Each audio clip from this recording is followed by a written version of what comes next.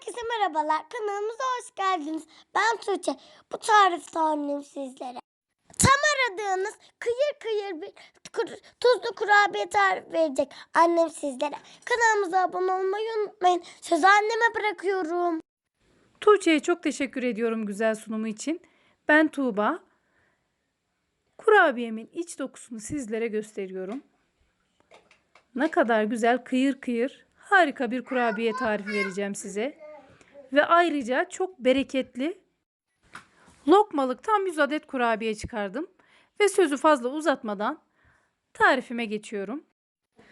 125 gram tereyağı, 1 çay bardağı sıvı yağ, 1 yemek kaşığı yoğurt, 1 tatlı kaşığı tuz, 2 tatlı kaşığı toz şeker, 2 yemek kaşığı sirke, 2 yemek kaşığı su, 2 adet yumurta ve kabartma tozu kullanacağım. 3,5-4 su bardağına yakında un kullanıyorum. Bütün malzemelerimi üst üste yoğurma kabına alarak yoğurma işlemine başlayacağım. Ve ayrıca malzeme listem açıklama kısmında da yazacak. Aynı zamanda videolarıma girmiş olduğum altyazıdan da yine malzeme listesine ulaşabilirsiniz.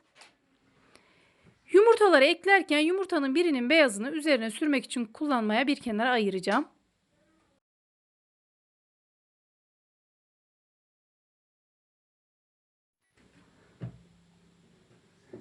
Ve yumurtanın beyazını kullanmak için kaldırıyorum. Ununuzu kontrollü bir şekilde ekleyin. Ben yaklaşık 3,5-4 su bardağına yakın un kullandım. Ve unla beraber kabartma tozunu da ekliyorum.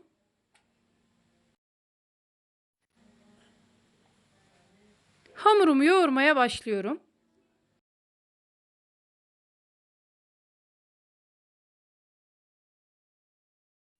Gördüğünüz gibi unumu kontrollü bir şekilde ekliyorum. Yaklaşık 400-450 gram kadar un kullandım.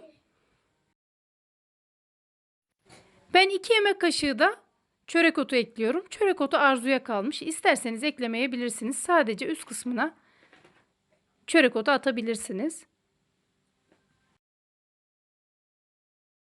Hamurumun kıvamını sizlere yakından gösteriyorum.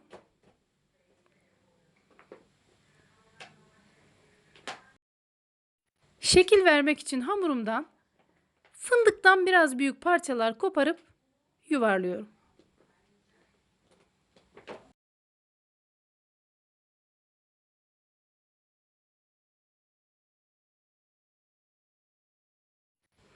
Bütün kurabiyelerimi hazırladım. Hazırlamış olduğum kurabiyelerimin üzerini yumurta beyazına bandırıp daha sonra da susama batıracağım ve yağlı kağıt serdiğim tepsiye dizeceğim.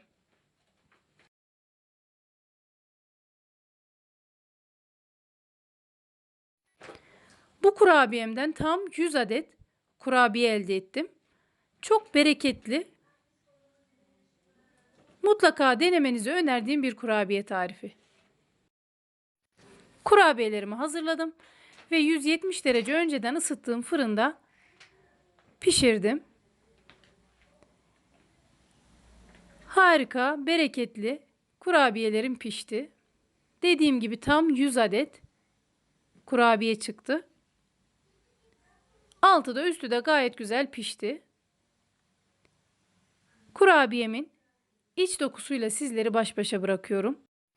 Videolarımızı beğeniyorsanız lütfen kanalımıza abone olmayı unutmayın. Sizlerle yeni yeni tariflerde buluşmak dileğiyle.